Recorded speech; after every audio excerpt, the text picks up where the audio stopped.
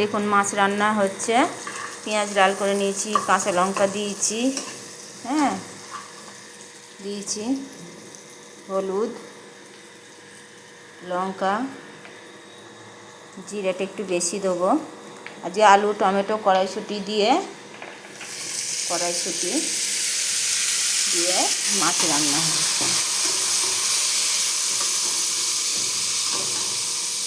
আমি আবার টমেটো এইতেই দিয়ে দিই, একটা টমেটো দিয়ে রেখে দিয়েছি।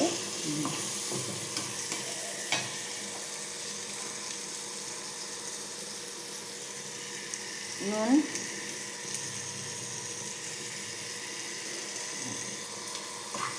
নুনটা দিলে টমেটোটা গলে যায়।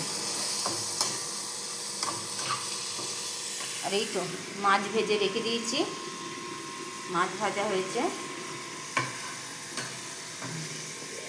এখানে একটু ডাল বাবুর করা হয়েছে, মুরগির মাংস কষা হচ্ছে, এটাকে কষতে হবে।